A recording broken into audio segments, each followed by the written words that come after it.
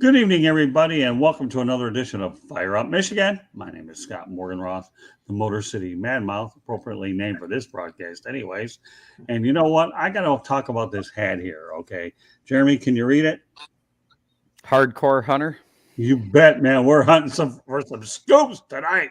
All And right. got them. And we know who your allegiances are, smoking. But, anyways, want to welcome my crew back. George Eichhorn, welcome back. Good to be back. Thank you, Scott. And Mr. Basket Bros Will Vogel, welcome back. We had a great show last night, didn't we? We were talking about the Pistons, Vinny Johnson, Chuck Daly, and I know you're one of the lead people there, along with Denzel Snipes, Jacob Christner. Welcome back, Will. Thank you, Scott. Yeah, last night was a great show. It's always a great show.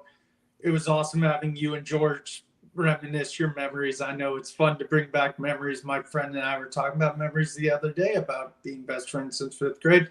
And next week's show is probably going to be even better and better and better and better. I have no doubt about it. I know you put your heart and soul into that show. Anytime you bring George Eichhorn and I to go back to memory lane, my goodness, we got a lot of them. And last but not least, the guy that hardly shows his allegiances any more obvious than he does, smoking Jeremy B. That's it, Mr. Lion. How you doing tonight, everybody? Glad to be back. Let's talk some sports. Yeah, we will definitely do that. Just to give everybody a little overview about that.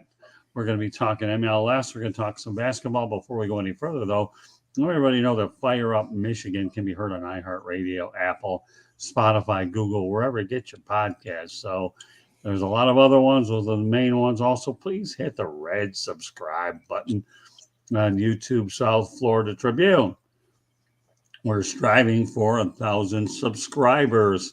And also, before Jeremy gives me his 2 cents worth, want to be a guest? No problem. Send your topic ideas to southfloridatribune@gmail.com.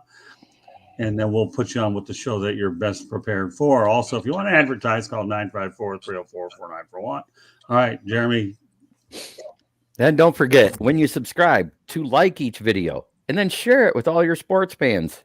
This is Fire Up Michigan, so share it with all of your Michigan-based sports fans because it'll be a lot of fun for them.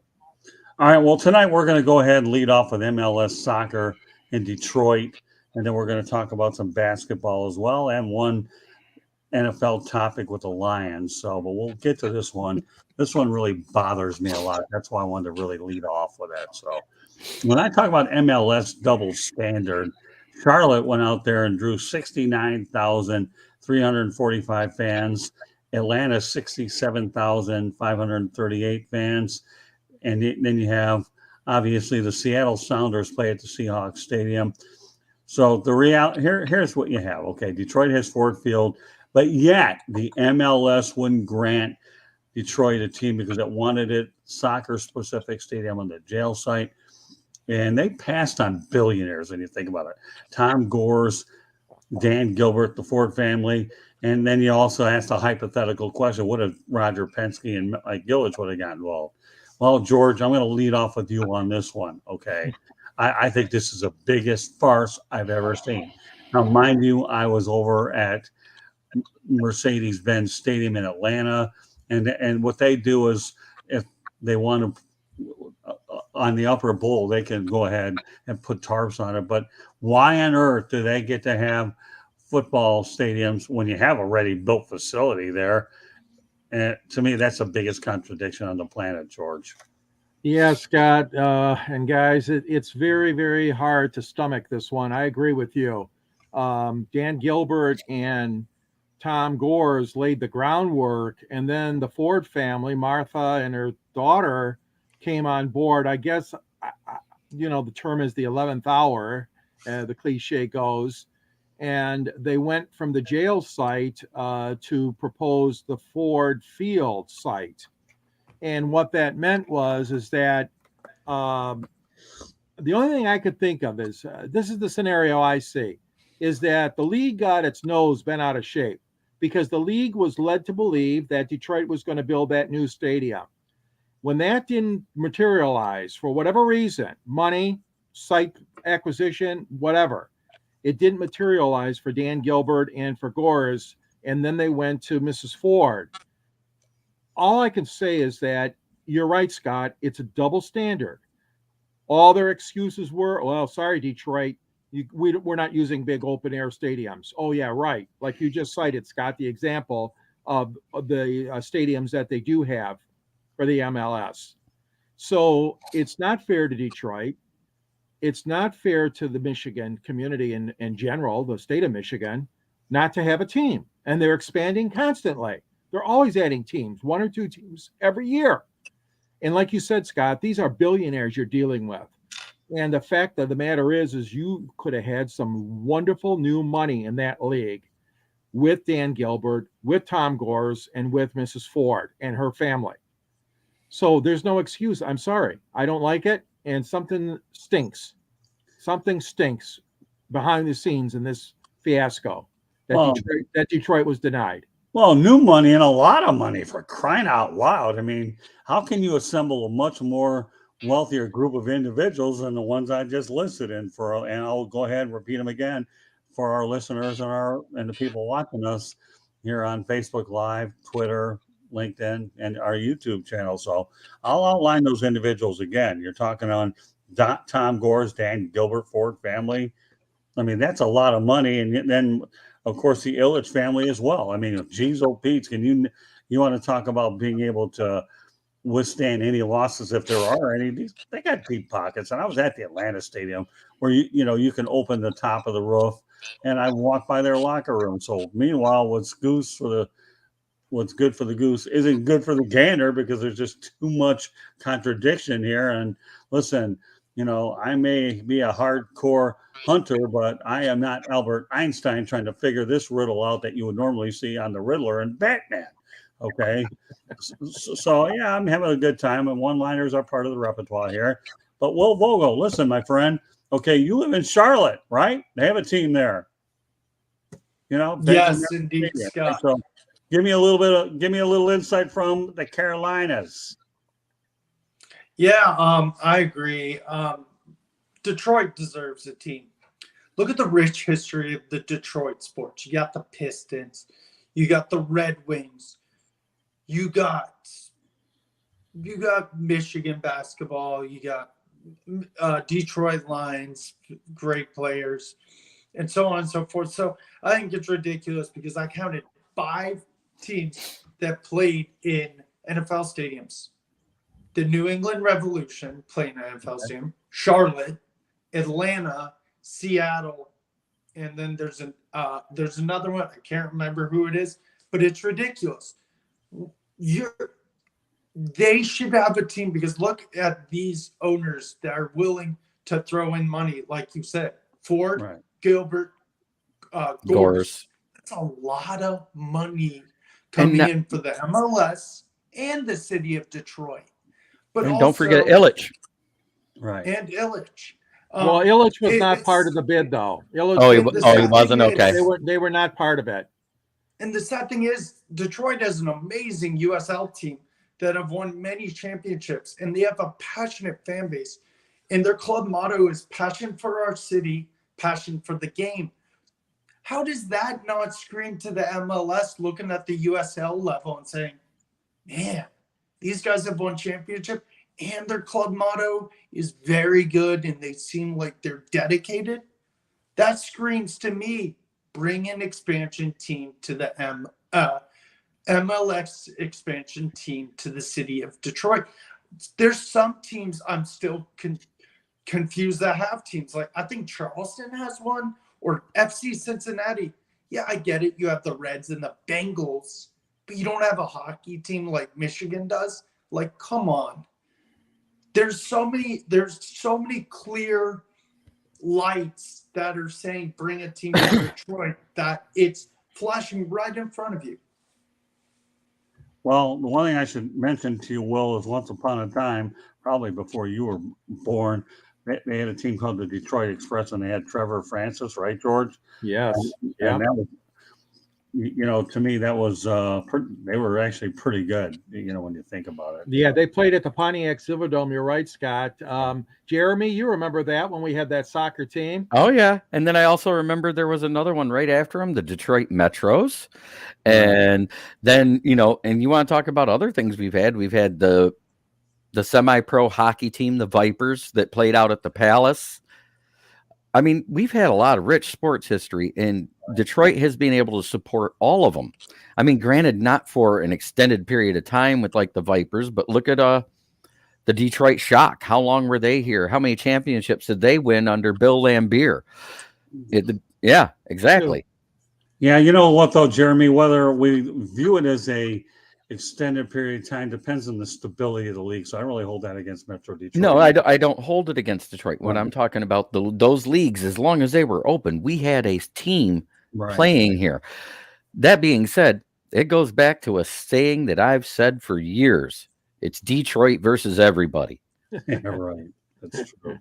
Yeah, it almost seems that way, doesn't it? But yeah, I just think the thing that nauseated me about it was the fact that Charlotte was 69,345 and Atlanta 67,538, and yet they're in those. And mind you, they're in relatively new stadiums. I mean, what has Charlotte been around for under 30 years? I think 25, 30 years. So riddle me this: why didn't they just say, okay, play it in Ford Field? That's the big question mark. We don't know. Are they punishing Detroit because they changed their mind from a special stadium to a new stadium to Ford Field? Come on, that's silly. And it doesn't have to be open air. As a matter of fact, your sound levels sound better in a dome than they do in open air, because it takes a rowdy crowd like Kansas City and Seattle to set NFL records. Yeah. Well, the amazing part about it is I live in an area, Southern Florida, where you have Inter Miami, which has taken forever to get their stadium situation, and they're playing in a stadium in Fort Lauderdale, which used to be the site of Lockhart Stadium. And the only reason they got a team was because David Beckham wanted them here, right? And whatever David wants, he gets it. But they're playing in a stadium now. Mind you, I think it's Dry Pink Stadium. It's an 18,000 seat stadium, but this is a beautiful place. For an 18,000 seat, you won't find a better temporary facility than this one. We took in quite a few games last week, but they've worked with their situation a long time while they're meddling with the politics in the Miami area to try to go ahead and get it figured out. So, I mean, obviously, and yet don't forget, Metro Detroit's a major sports town anyways, and they could have easily have supported this. They really could. So, yeah, I don't know. I just find it strange to me. And that's why I wanted to lead off with this topic, because if there's an injustice one there, I know that MLS, they're one of their expansion teams. And you know what, Will? I think before Nashville got their new stadium, I believe they played in Nissan Stadium too, right? Well, I believe. So that sounds right. Probably. That sounds right. Yeah, probably, most likely. That might have been your fifth one. I know that you talked about the other four, but we'll just say for hypothetical purposes that they were able to go ahead and get that fifth one. And Nashville did not start in a brand new stadium. They had to wait a while to get it going. But I don't think you need another stadium on the jail site. Geez, you got how many great stadiums to begin with, Within walking, all of our stadiums are within walking distance. There's no other city in America that has their NHL, NBA, NFL, and MLB stadiums as close as Detroit. And it would have been tight. I agree with you, Scott. It would have been really tight to put that stadium right there on that jail site. Gratiot Avenue is so busy. Right. And, Dan Gilbert built the new jail over there on East Warren and I-75 area, and that's a beautiful structure. He's put out a lot of money to help them build that new jail. So that right now that site is still vacant where they were going to put the stadium, but it's a small footprint. Very small footprint. Right. The parking probably would not support the crowds that the stadium could hold. Right. Yeah. Right. And you have a lot of celebratory fans. Whereas if you let it be in Ford Field, the parking and the substructure is already there for 65,000+ fans. Well, let me tell you, covering a bunch of soccer games last year, soccer fans are great. I mean, you talk about passion and energy. Yeah. To me, they are unbelievable. They have their own following. And I mean, this is like a religious thing to these people, Yeah. I mean, so I got to tell you, soccer fans are some of the best fans out there in terms of passion and energy, to watch a sport where, with all due respect, it's a international brand. And, we can only wonder one of these days if the United States could ever go a little further on the World Cup, but that's not the point of the topic. Hold on one second. Well, the point of the topic is, and Detroit got Hosed. excited, hosed. That's a better word, and I don't like double standard. Okay, well, go ahead. I was just going to say, and I'm fortunate to be one of those crazy soccer fans ever since living in Europe and playing when I was a kid and still am. So, yep, I know exactly where you're coming from, Scott. I also would like to point out that soccer fans, on an average, have 20 points higher IQ than all other sports fans. Really? That's a factually proven statement. Well, I'd like to see where that 20-point IQ relates to the MLS higher ups. Okay, right. I didn't say the higher ups had it. I said the fans have it. Translate, and if they ever need to translate, there's plenty of vehicles in Metro Detroit. So we'll put a cap on this one. I felt like this one really deserved a fair amount more time because I just think it's absurd. I just do, and I just hope that Metro Detroit at some point, the MLS will wake up and give them a franchise. And Will even made those references about the other local soccer team in the area. So then you also got a guy like Joe Pesci who would tell you just what it is. It's redonkulous. There you go. Well, and not only that, you talk about the spring dollars. The United States Football League is back at Ford Field too. So with the Michigan Panthers. So go figure. All right. Well, we're going to move on to our next subject, and we might as well start out with Mr. Lion because you're wearing the attire tonight. That John Fox, 68 years of age, mind you, got hired by the Lions as a senior defensive assistant. Same title he had for the Colts last season. All right, Jeremy, what do you think of the hire? Well, is this the same guy that used to coach here for another team? You tell me. I know he used to coach the Panthers, right? Panthers. Okay. Yeah. Okay. And the Bears. I think it's a good hire. We needed somebody with experience to help Aaron Glenn out a little bit. When Dom, what's his name, came from the Packers, he was the assistant defensive coordinator. When Dom Capers left, you could see a disconnect after the offseason in that defense. I think he needs that guy to be that voice of reason. Okay, fair enough. Well, I mean, he coached in your neck of the woods. Anything you want to add to it?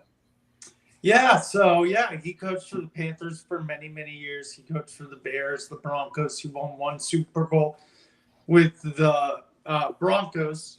The Peyton Manning-led Broncos. But I read a thing where he coached the defense in the NFL and college multiple times for multiple teams. So he has the experience. And he ranked in the NFL with his defense hit the top 10 in points allowed 11 times during his tenure when he was with different teams. First with the Raiders in 1995 and lastly with the Chicago Bears in 2017. So this guy has been all over the board from head coaching to being a defensive coordinator to being a defensive assistant. So, yes, I think it's a good hire for the Lions. They've got a really good young defense, and I agree. He could be the voice of reason for that team, and I think he can make that defense even scarier what they were this past season and get these players developed even further, because you look who he had on those Panthers teams. He had like Julius Peppers, he had like Chris Gamble, and then slide over to Denver. He had future Hall of Famer Von Miller. He had Bradley Chubb. He's had some really good defensive players on his team, and like I said, he's had the experience. Good points. Well, all right, George. Yeah, I'm okay with the move. I mean, Dom Capers moved on, and like you said, you want to get another voice in there. You want to have experience, and that's certainly what Fox brings to the table. A lot of coaches, especially younger coaches in the league, look upon this as an opportunity to bring somebody in for, like you said, an outside opinion, so to speak. And not only, but also the experience they had with teaching young men how to play, obviously. But there's so many coaches now up and down that sideline. I mean, you got a coach for every position, which in the old days you never had that many. And the defensive coordinator, it's a massive job for him to control everything. And so getting somebody in there like Fox with his experience, like you said, the teams that he's had success with, I think is a smart move. And other teams have done that as well. They bring in these older, wiser guys. I think of Marcia Broda and these guys like that, and Don Capers and guys that have been around a long time. Of course, not old guys, Ditka and Butkus, those guys. No. But I'm just talking about guys that have had a great defensive background, and the skill level is so high. They've taught and trained so many athletes over the years. And the teams they've been with, like you said, Will, they brought that success to the table. John Fox, I think, is a good addition. Yeah, the only thing I'm going to add to this whole thing is, number one, to me, John Fox has had success dealing with defenses before, but the thing that will help him out if the Lions really work in the NFL draft to bolster that defense, holy moly. And it doesn't hurt when Aiden Hutchinson is one of those impact players, and he only figures to get a little bit better. So, I know the Lions, from what I hear, Jeremy and George, are trending towards drafting some defensive players to shore things up a bit. I know at some point they'll probably draft a developmental quarterback, but I know from what everybody's telling me, they want to fortify that defense is what they want to do. So if anybody has anything they want to add or to what I just said, go ahead before we move on to our next subject. Yeah, the only thing that I hear is that the only reason why they did talk to Anthony Richardson is it's due diligence. Right. I mean, think about it. They did the same thing last year with all the quarterbacks that were rumored that Detroit was taken in the first round. They talked to Kenny Pickett. They talked to Malik Willis. They talked to all those guys. Did they draft any of them? No. Well, here, you want a mind-boggling stat that I just found out today doing my research for the show? Sure. The New Orleans Saints have not drafted a quarterback in the first round since 1971 when they went out there and drafted Archie Manning. Oh, I was going to say that was Archie Manning. Yeah, it was. Oh, my. Yeah, that's the longest thing in NFL history. Yeah, I couldn't believe it. 1971 with Archie Manning in the days of the Aints. I heard. Other than Drew Brees, they've made horrible trades and signings ever since. Yeah, but you know what? Again, nowadays, everybody thinks you can draft that first round quarterback. You don't have to do that. We already tell you all day long that, to me, a quarterback can be found second, third, fourth, and later on. So it doesn't matter. I don't think. Mr. Irrelevant, Brock Purdy, a seventh rounder, took a team to the playoffs. Right. Well, that's true. I mean, so anybody that sit here and is drinking the Kool-Aid that you have to draft one in the first round, no. That's all I have to say about it. So, all right. Let's move on. I got a really interesting topic here today, and we're going to go back to basketball. But this is when I heard this from Skip Bayless on Undisputed. That's one of my new favorite shows on Fox, by the way, with him and Shannon Sharp. I really enjoy the nature of it. I love Skip Bayless, but I love Shannon Sharp. Yeah, well, I enjoy it because, number one, they're not too loud, so it doesn't give me migraine headaches. Skip is the old school journalist like he is, and Shannon and me is just animated, so I let that by. But the reason why I'm bringing this topic up is one that's all too familiar with in Detroit. Former Piston Jerry Stackhouse, who was in Detroit for 5 years, is turning around the Vanderbilt basketball program. He's in the fourth season of a 6-year deal. You want to talk about the good work that Jerry has done. And I had the good fortune many, many years ago of interviewing Jerry Stackhouse and Allen Iverson. When they played for the Sixers, I would go into the visitors' locker room, and George would go in the home locker room. So, we had a system when we were there working together. So here are the numbers through the first 4 years. In 2019 and 20, Jerry was 11-21 overall, 3-15 in the SEC. 2020 and 21, he was 9-16 and 3-13 SEC. Now makes a drastic improvement. 21 and 22, 19 and 17 and 7-11. Okay. This year, and mind you, we're going into the SEC tournament. Okay. Vanderbilt is 20, 22 and 23, and they're 18 and 13 and 11 and 7 in a very difficult conference. I believe he won a G League title with the Toronto Raptors organization too in 27. Oh, I think what were they? The Raptors 905. But you know what? Yeah. Jerry's a good basketball man. He really, really is. And I just found it pretty cool that, and you never know what will happen in the coaching cycles. Could he ever land a head job in the NBA? Maybe, unless he really likes it in college. I'd give him Dwayne Casey's job today. Oh, I was waiting for you to mention that one. Oh my God, I was waiting. Oh God, sometimes Jeremy, when you get to know somebody, you know me and I know you. I was waiting for that Dwayne Casey. All right, well, with that said, Mr. Dwayne Casey, that's your new nickname for the last 10 minutes, anyways. Give me your thoughts about the job, Jeremy, that Jerry Stackhouse is doing. Jerry Stackhouse is a very accomplished coach for what he's done in such a short time between the semi-pros, with the G League, and now with Vanderbilt. And that team's looking legit in the SEC and got a good chance of winning that tournament. That being said, would I like to see him in Detroit? Does a bear crap anywhere he wants? I don't know. Well, who's going to stop a bear from doing it? That's what I'm trying to say. Well, first of all, let me tell you this, Jeremy. Montana and where is it? Is a long way away from South Florida. Alaska is a long ways away from South Florida. So if you want to go out there and have feedback in the chat room or emails, I'll let them answer your question unless they want to answer it to themselves. But what I'm actually doing right now is taking the fifth on that one. But Montana, what's the other one out there? Washington, Seattle, Colorado, Wyoming. That's it. Wyoming, British Columbia. Yeah, they're up there. So, yeah. So I don't know. I'm going to. There's bears right here in Michigan. There's bears right here in Michigan. Yeah, there are.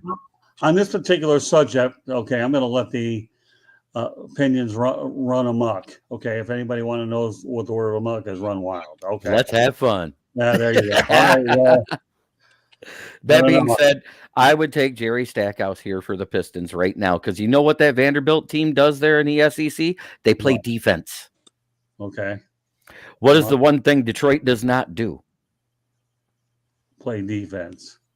We can score tons of buckets, but we can't stop a drop from not hitting the bucket. I don't know. It almost seems like the regular NBA is that way. Anyways, all they do is go out there. Well, that's because they took away the hand check. They took away so many things that made it a better game. Everybody loves these 140 to 130 games because that's exciting.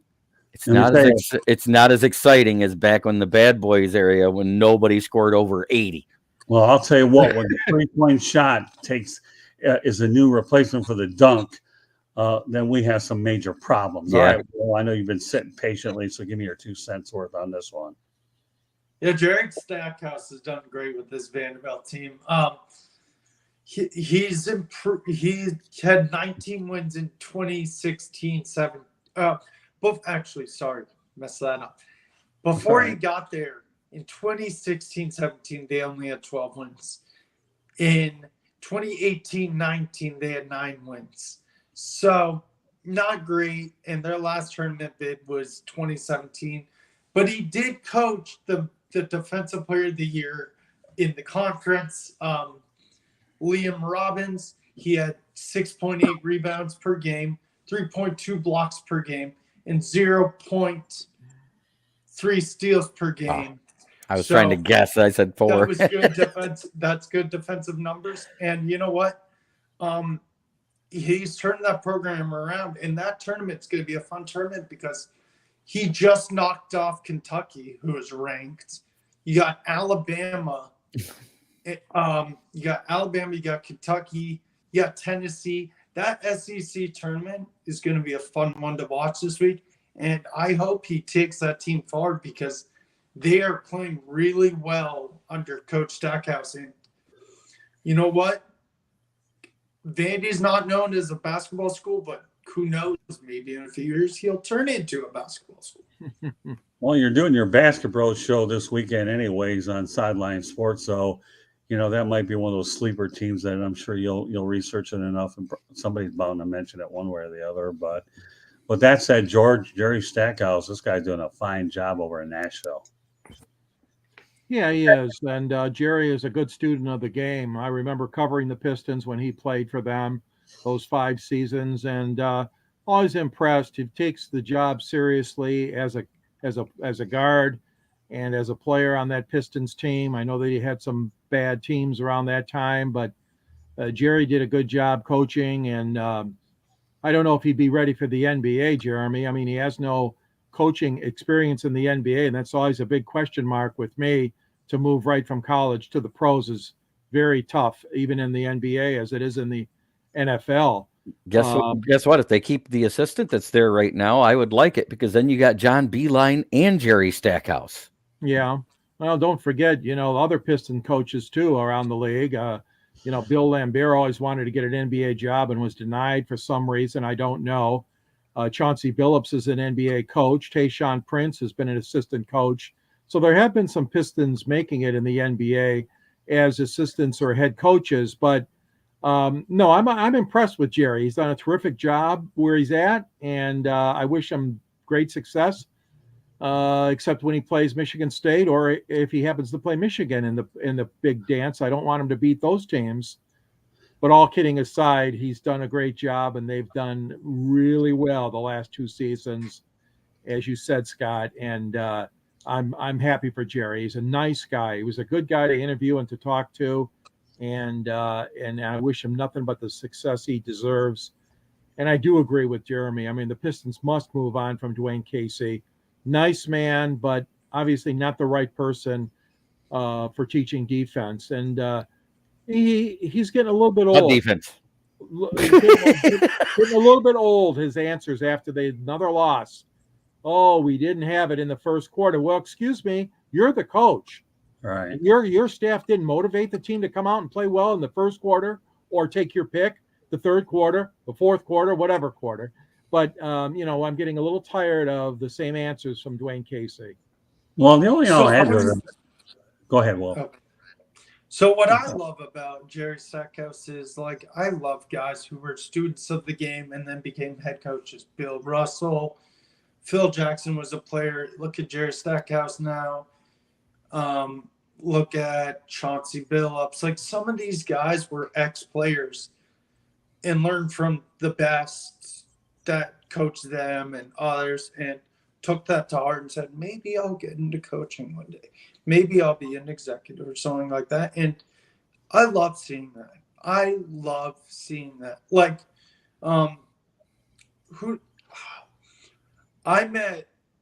know he's not a coach now, but I was at a Hornets game once early when players were shooting around. I saw Doug McDermott warming up, and he ran off the court. And I said, hey, Doug, huge fan. Loved you since Creighton. Hope your dad's doing well. Is he still coaching at Creighton? He said, yeah. I miss playing for him, but yeah, it was fun playing for my dad. And I said, I bet it was.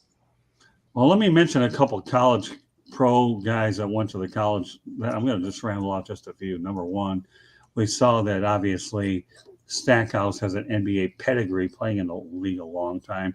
He's done all right with Vanderbilt. I credit Vanderbilt for being patient with them, because they know they have a good basketball guy. I know Patrick Ewing, I know he's dealing with some struggles right now. I truly hope he gets it turned around. But Juwan Howard and Penny Hardaway are other people, to me, that have done all right in the college ranks. And the one thing what gives those individuals a lot of advantage in recruiting, been there, done that, know a lot of people. I can get you there, but just make sure you're able to play so well. And, so I have a way to talk about my connections. So, credit Vanderbilt University. I really do. Because you know what? They've been patient with them. Now they're reaping the benefits of what they're doing. And if I were Vanderbilt, okay, I'd be thinking contract extension. And there's another guy who's actually a former NBA player who's coaching another school in our state. I'm hoping to connect with him at some point or another. There's a guy by the name of Reggie Theus, who's actually the basketball coach over at Bethune-Cookman University. When I return to Daytona, I'm hoping to connect with him. We'll see what happens.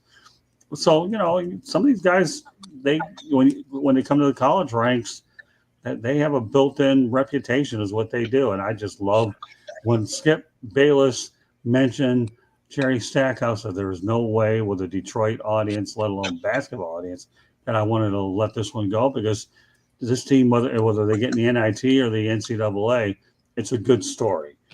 All right. Let me make it clear. Defense. We need it. You know what they have a saying for that, okay? To be continued. ... Very true. To be continued as the KC rolls. If his head doesn't roll by the end of the season, I'm going to flip my crap. I had to stop myself. I did it with you one time when I lost my lid because you were predicting everything. No, I'm talking. I'm going to tear some. I know. Some stuff up.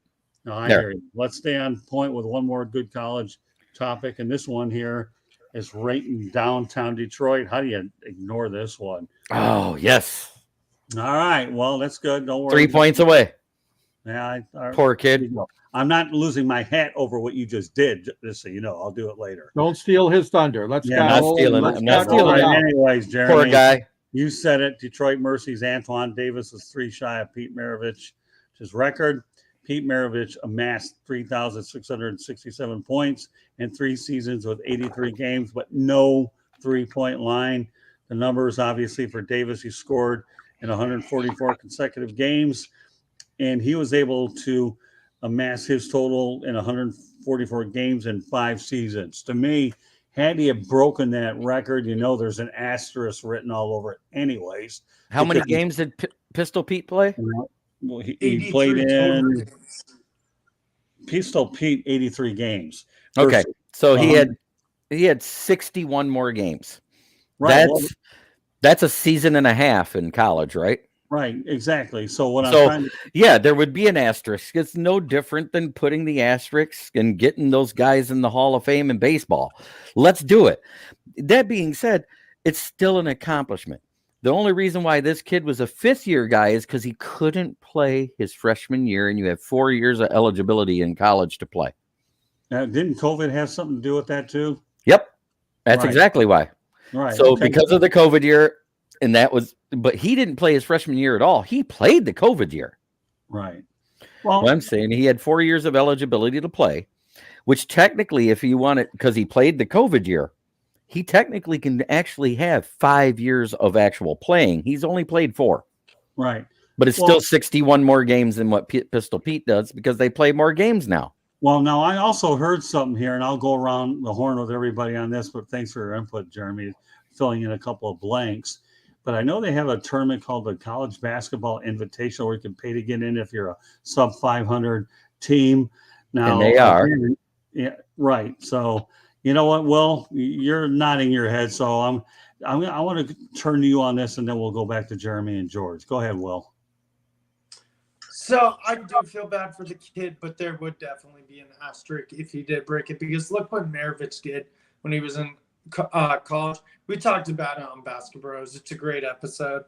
His whole career, he averaged 44.2 points per game for 3 years, and he wasn't even allowed to play as a freshman because of the NCAA rules back then. You weren't allowed to play as a freshman. That's what the rules were. Maravich, it only took him 83 games, which is insane. He only played 83 games, which is insane.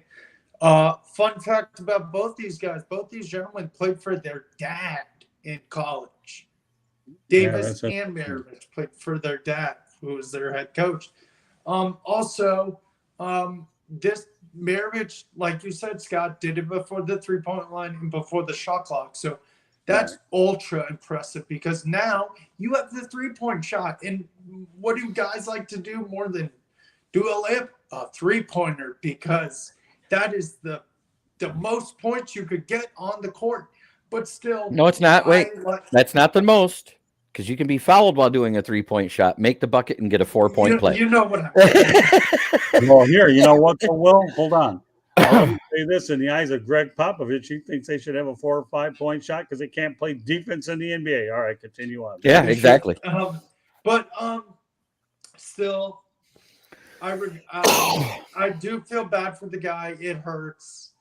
But on my side, I love basketball history. I know records were meant to be broken. But Maravich is one of the greatest college basketball players of all time. And am I happy? Am I mad that the record still stands? No. Would have I cared if it was broken? Yeah, it would have been cool. But hey, you know what? Some records are still around. Like, for example, I know this is in basketball. Norm Van Brocklin has the most passing yards in an NFL game, 540. Has this been broken? No, it's been over 50 years and no one still has broken it. So I like some records that test time, like Cal Ripken's consecutive games. And I remember, Scott, I think it was on 108 Stitches or one of your other shows. Right. What are the best records that you think will never be broken? And I love records. And yes, like I said, records are made to be broken. But there's some records that just should stand the test of time.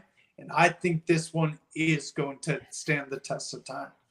And well, before I turn over to Jeremy, though, what's interesting George. about I want to go back to you. Okay.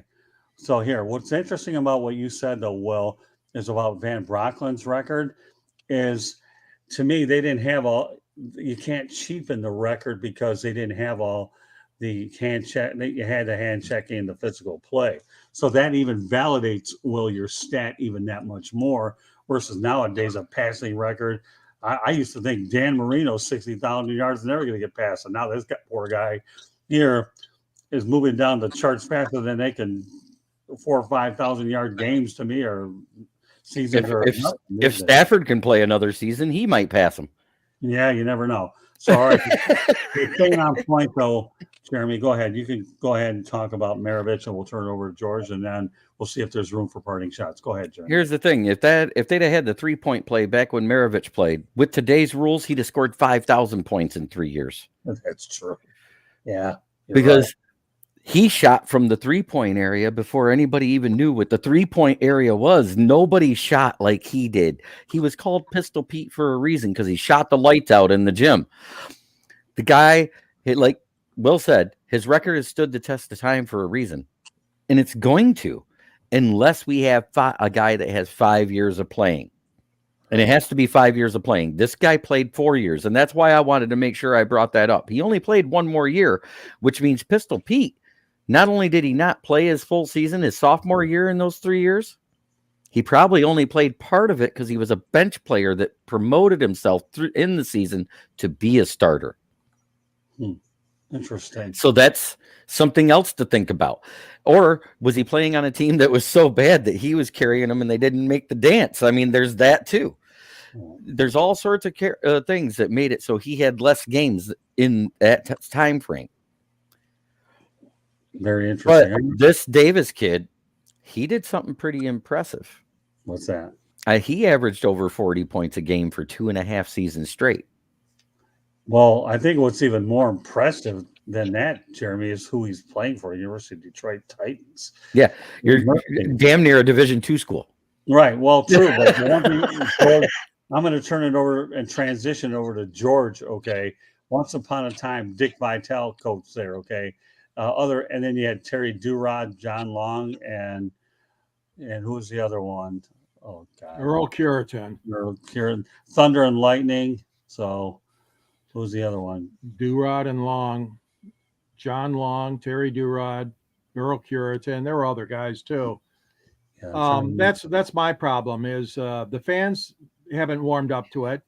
They draw flies at the University of Detroit Mercy, even though this kid is shooting his lights out. It's a shame.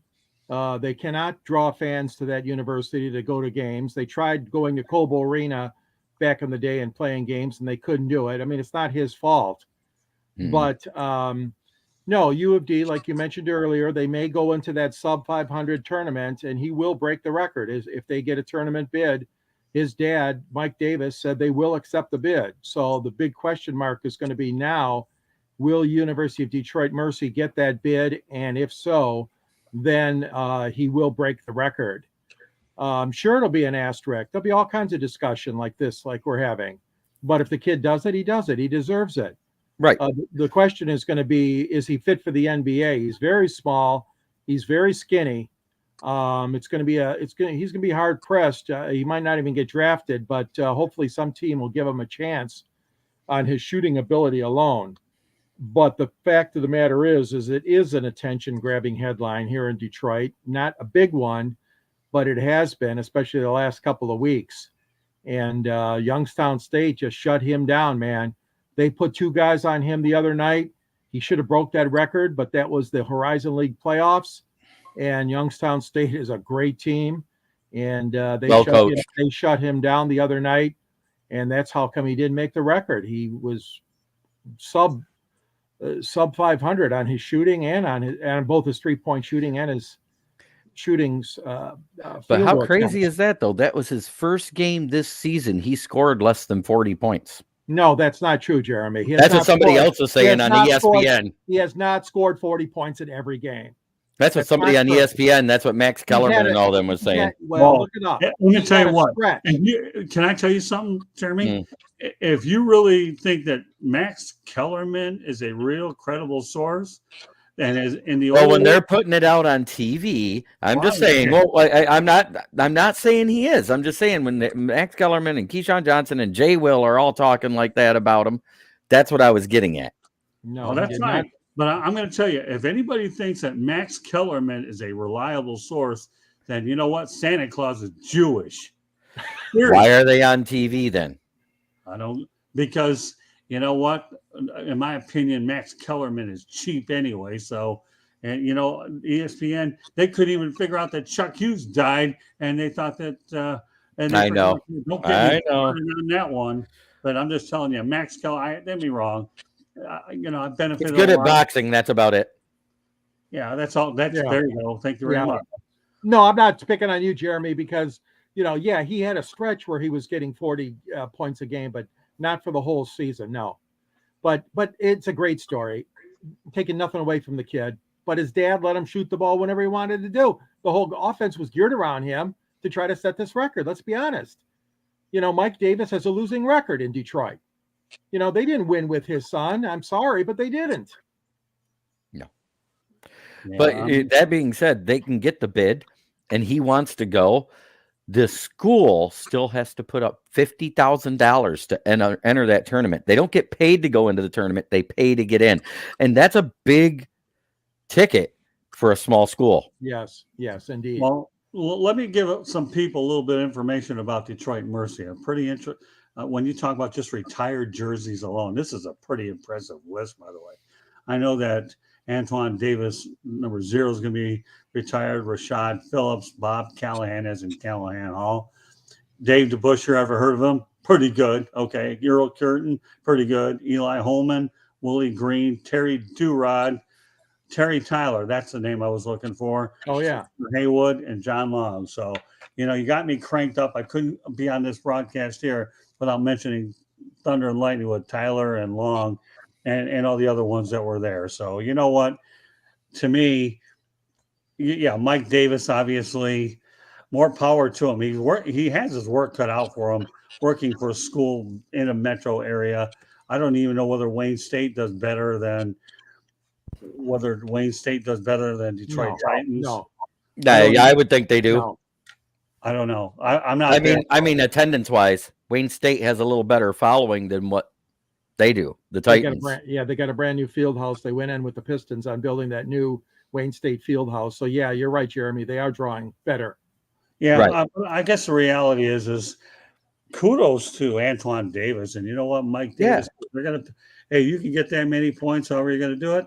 And here's the thing: if he doesn't get drafted in the NBA, there's always a G League, and this kid could play overseas and make a boatload of money there. So I think his style of play would actually fit the European game, probably at the point and shooting guard, because Killian Hayes was playing as a pro before he was fully grown yet, right, and doing well there. This kid has better skills at shooting the ball than Killian Hayes has. Yeah, by a mile. I'll bet my last dollar here, okay, that Antoine Davis is saying, okay, for me, if I can be mentioned in the same breath as Pete Maravich, life is really good. I'm quite sure that he's going to draw more national attention. And like I said, the last 2 days of last week, even before he didn't get the title, I was hearing it on ESPN on multiple shows that he was getting love, and that got national media for Detroit, which is kudos. But the fact that the Titans couldn't draw in enough people that the AD has to go, man, I don't know if we can afford this $50,000 to get this team in this tournament when we get the bid. That he has to make that decision. They'll make it happen. That's horrible. But it's They'll horrible. They have to weigh the pros and cons of it, is what I'm getting at. They'll get a generous donor. They'll make it happen. Trust me. Oh, yeah. I'm pretty sure one of those guys with the retired jersey still alive will say, yeah, I'll pay. Well, there's a few of those out there that can fit the bill to get into the CBI. And you know what? It's a good story. That's why I decided to bring it up. Yeah. Great story. Yeah, and it's Michigan based. I'm in it. Yeah, it's a great story. You think about putting this guy here with Pete Maravich, only 3 more power to him. And you know what? Like, and the one thing, University of Detroit Mercy Titans, is that what they call them these days? I've been away for so long. You know, for them to get the national pub that they're getting for that basketball program isn't the worst thing in the world anyway. So that's right. That's right. All right. So I asked my crew, any of y'all have parting shots? I do, yes. Go ahead. Spring is here. There's a lot of great sports coming up. Tuesday, we have the World Baseball Classic. A lot of great teams. USA, Puerto Rico, Dominican Republic, Venezuela, Japan. Should be a fun tournament. Should be a very fun tournament. Always love watching the WBC. Major League Baseball starts in the next few months. Next month, I don't know, for those golf fans, I like watching some golf. The Masters is next month. One of the greatest tournaments of all time for any sport, golf, non-golf. March Madness is a week away. Yeah, so guys, look forward to these great sporting events coming to your TV soon. Okay. I know you'll be glued to it. Go ahead, Jeremy. Oh, I got a parting shot for you, and no, this isn't Michigan based, but it just came across. It's official. Derek Carr has been traded to the New Orleans Saints, so now they are probably a favorite for the NFC South. Well, I thought he signed as a free agent. Yeah, I did. Did they cut him? Did they cut him? Yeah. Oh, I didn't know they cut him, but I know I know it's official. He signed. Yeah, no, that's okay. Regardless, I know that they were thinking about trading him, but he didn't want to get traded. But he wound up there. He met with him before he got traded, is what he did. Got familiar with Dennis Allen, who, by the way, was his coach with the Warriors. So he ended up seeing him and wound up there. So you're on point, Jeremy. And he is in New Orleans. Okay. Yep. Go ahead, George. Well, my parting shot is not anti, but pro Steve Yzerman. Steve's getting a lot of flack, and we'll talk more about this next week. But it's a very interesting discussion whether the Red Wings had a chance or not to make the playoffs. And I know, Scott, you've got it down for next week, so I'm going to save my in-depth analysis till then. But it's still something that people are talking about. The team has gone into a tailspin, and losing to Tampa, then losing 2 to Ottawa in the Canadian capital, and then losing 2 more over the weekend, and blah, blah, blah. But we'll talk more about Red Wings next week. And you know what? I'm going to do something I never do on this broadcast, okay? My parting shot's going to be with the lead topic because I really want to drive my point home. Wake up, MLS, okay? You need to be consistent from start to finish. And if you don't, to me, I find it hard to believe that I could be interested in that particular league when you don't treat everybody equal. Do you really think that every city can afford a soccer-specific stadium anyways when you have a good venue there? I don't know. I really have my doubts. I really, really do. So 22,000-seat stadium, to me, is all well and good if you can afford it. But if you got an existing structure that works every bit as good as, if not better, and by the way, with these bigger stadiums, they have good suites and amenities to them. So MLS, wake up. You need to be consistent all the way around, and I'm not worried about that. So, meanwhile, that concludes this edition of Fire Up Michigan. My name is Scott Morgan, Motor City Madmouth, but I'm going to turn it over to Jeremy, who's chomping at the bit to say a couple things. Go ahead. After you said that, I have to say it again. Detroit versus everybody. MLS, put a team here or suck it. There you go. All right. Well, I think I only brought it up again because I want to drive my point home anyways. Yes, and I am agreeing with you. No, I appreciate that. So with that said, I'm going to let everybody know how they can get a hold of you. Go ahead, Jeremy. Oh, how to get a hold of me? Yeah, jeez, I don't know. Where am I at? No, I'm on I'm on the South Florida Tribune under the Motor City Tribune heading, where I am an editorialist and a consultant. You can find my articles there. I'm soon to start picking up a couple of NFL stories and everything else. So please check us out. We got a lot more coming. You can also find me on the South Florida Tribune YouTube channel any day of the week that this guy says, "Hey, Jeremy, I need you." I do it. Then there's my channel, Kneecap Biting with Smoking Jeremy B. You can find me on Twitter at Ballrick Jeremy T or at Smoking Jeremy B. I'm on both of those. And hit me up on smokingjeremyb@gmail.com if you want to be a guest talking about the Lions on my show.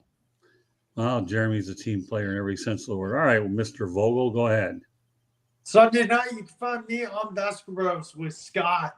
Occasionally, George. We have George as a guest, and we love him. We have Jacob. We have Jay. We have Dom. It's a fun time. And then I'm here on Monday nights on occasion. On Wednesday, I am on Jeremy B's Roundtable, NFL Roundtable. Can't wait till the next episode of that. Thursday, I am on the show The Sip Off, hosted by Megan Price, and that's where you can find me. Very good. Well, you've been a really good addition. Glad to have you on. And I'm sure we'll definitely be bringing you back from time to time. You've really made a lot of progress in the time that you've done. A far cry. If anybody's shown improvement on this platform, Will Vogel has done that. All right, George, go ahead. Yeah, it's too bad we lost all our comments tonight because Will is live, so we have no comments to share. Right. I'll give you a comment or two. Really? This is a great book. It makes a great gift for any man or lady that follows Detroit sports broadcasting on the air. It's available for around $20 or so. There's a link on the South Florida Tribune website under the Motor City Tribune. I write for Scott and Jeremy writes there too, and you can view our editorials. Also, I write for the Detroit Monitor. You can reach me at gicorn@yahoo.com. And also, you can get me on Twitter at my handle is SandGSports99. And you'll find me here on Fire Up Michigan and Fire Up shows and 108 Stitches and wherever Scott needs me as well. And glad to be part of this show, and also glad to be part of Basket Bros, the last show on Sunday night. Yeah, I'll tell you, when George put those pictures of Jimmy Connors and Muhammad Ali in there for me, that was pretty cool stuff. Oh, right? Yes. I should point out Fire Up Michigan can be heard on iHeartRadio, Apple, Spotify, Google, or wherever you get your podcasts. Also, please hit the red subscribe button on South Florida Tribune. We're striving for 1,000 subscribers. Go ahead, Jeremy. Here, let me finish the rest. Want to be a guest? Send topic ideas to South Florida Tribune at gmail.com, and we'll put you on the appropriate show. And if you want to advertise, call me at 954-304-4941.